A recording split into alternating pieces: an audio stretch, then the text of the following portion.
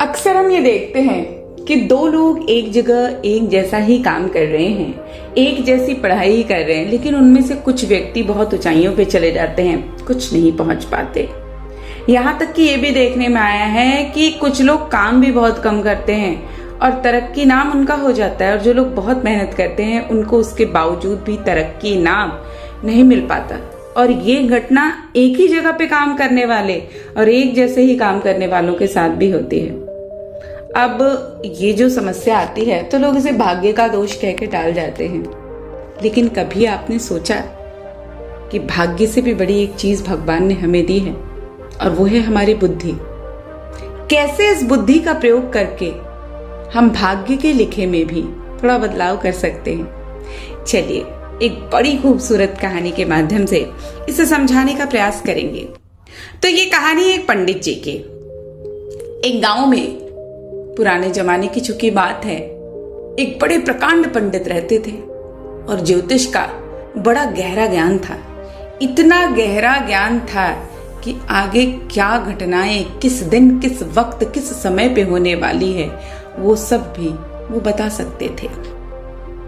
उनका नाम था पंडित विष्णुदत्त शास्त्री। चूंकि पंडित जी ज्योतिष के प्रकांड विद्वान थे, उन्होंने चूंकि उस समय जब बच्चा पैदा होता था तो कोई अस्पताल वगैरह तो होता नहीं था, तो उन्होंने जो दाई आती थी उससे कहा कि जैसे ही बालक का जन्म हो तुम एक नींबू बाहर की ओर लुढ़का देना और मैं अपने बालक की जन्म पत्रिका बना लूंगा।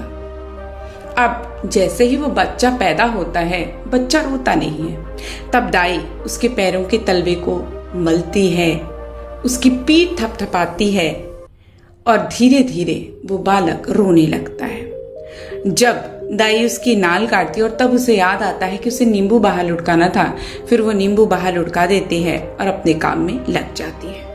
जैसे ही नींबू बाहर आता है, पंडित जी ने एक गणना की।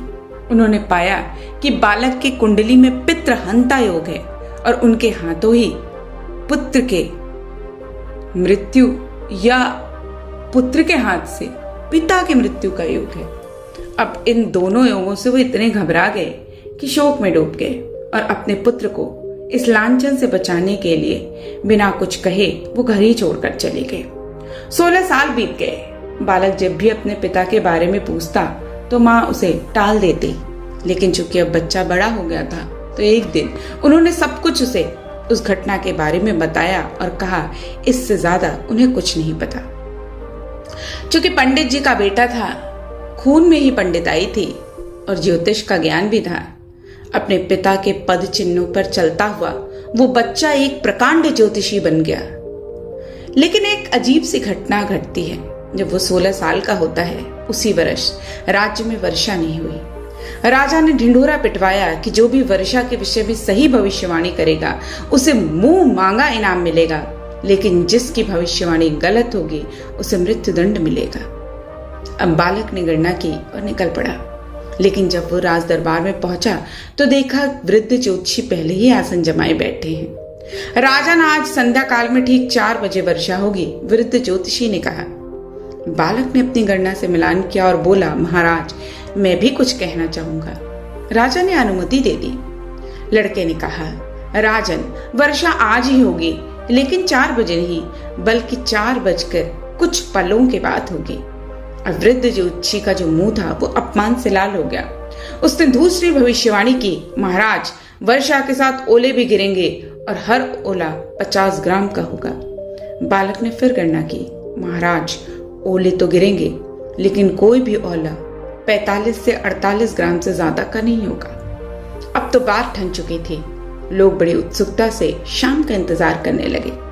3:30 बजे तक आसमान पर बादल का एक कतरा नहीं था, लेकिन अगले 20 मिनट में छिद्र से मानो बादलों की सेना उमड़ पड़ी। अंधेरा सा छा गया, बिजली कड़कने लगी, लेकिन 4 बजने पर भी पानी की एक बूंद न गिरी। लेकिन जैसे ही 4:02 हुए, घनघोर वर्षा होने लगी। अब वृद्ध ज्योतिषी ने सर झुका लिया। आधे घंटे की बारिश के बाद ओले गिरने शुरू हुए। राजा ने ओले मंगवाकर तुलवाए तो कोई भी ओला 50 ग्राम का नहीं था, लेकिन 50 से थोड़ा कम था। अब शर्त के अनुसार सैनिकों ने वृद्ध ज्योतिषी को सैनिकों से गिरफ्तार करवा लिया और राजा ने बालक से इनाम मांगने को कहा।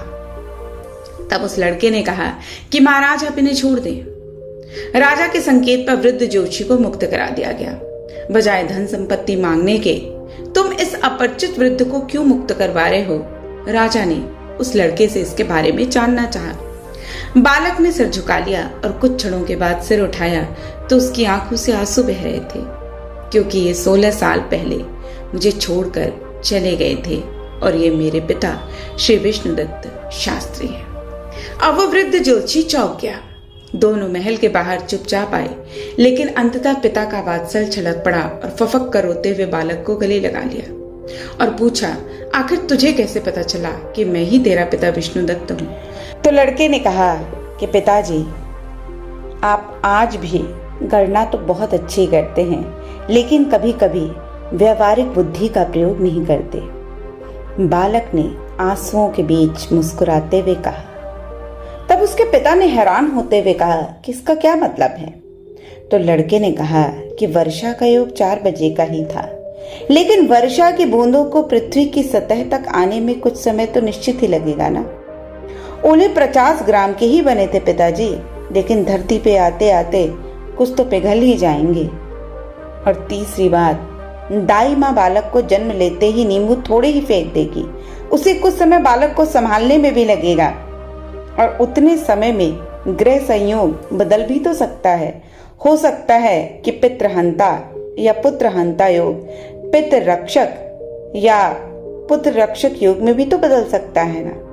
अब पिताजी के समक्ष जीवन भर की त्रुटियों की श्रृंखला जीवित हो थी और वो बात समझ गए कि केवल 2 शब्दों के गुण के अभाव के कारण वो जीवन भर पीड़ित रहे, और वो था व्यवहारिक ज्ञान और सही बुद्धि।